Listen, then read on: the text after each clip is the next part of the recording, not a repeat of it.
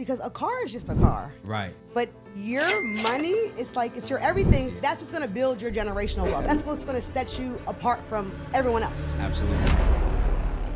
I went over something that most people don't know. So where do interest rates come from? Where do they even come from? You're an entrepreneur. You eat what you kill. Yeah. You haven't had a job, right, outside of you Yeah. creating your own income. How does one do that with 3 kids, like being a boss mom? Like, how does one do that? Even like the confidence exudes, and confidence comes from knowledge. It comes from the power of knowledge, right? Because like I said, I always dress very well. I'm always very clean. I'm sharp. Like I will walk in dealerships. I've been in 4, I believe I've worked in 3 different owners, maybe 4, but like, you know, auto, so it's a bunch of different stores. But as far as owners, 3. But one owner, I worked at 2 different locations of his. So, and I noticed that over time, like I said, this is a business that will beat you down because they are working long hours. And I've always been strategic about it to not allow myself to do that. But I know when my kids were younger, I was working nights. It was stressful. I was working nights and weekends. I would be cooking in the morning. They'd be going to school. I'm cooking. I'm sleeping, taking my naps. And by the time they come, I'm already going to go to work. And they in there, you know. So that was trying to get it. That was rough. That was very rough for me and for them. It wasn't easy for them either, you know. I know you got a free class coming up. Tell them what are 2 or 3 things that they're gonna learn in the free class. So first and foremost, we're always going to make sure that we know how to structure a proper credit profile to be able to leverage the lowest interest rates. Okay.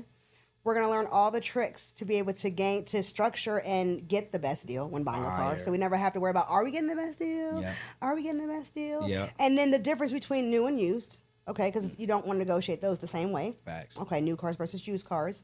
Leasing, we can go over some leasing because people are confused about that as well. They don't understand how leases work either. And that's another place that they can easily get taken advantage of because they don't know what a money factor is, what a residual, how to calculate it, how do I got to put money down? They said that manager said I had to. Do I have to? Well, do I? Yeah. The main thing is like I want everyone to be as confident as me and never have the fear because that's what it is. It's just knowledge. Yes. Again, I didn't know at first. I had no idea. You think that my first 2 cars, they didn't take advantage of me a little bit here and there? They did. I've thankfully been blessed that I've never been upside down, never had negative equity. Like I've been able to secure the best deal. And that, again, a lot of that comes with securing the lowest interest rate. Makes sense. Right?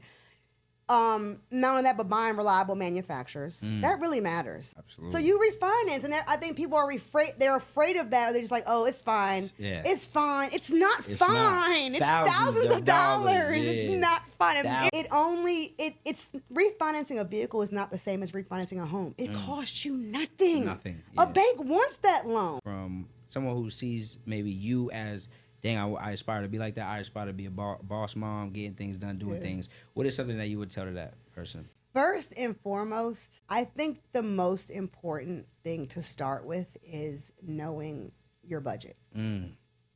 I think that's kind of that's what saved me.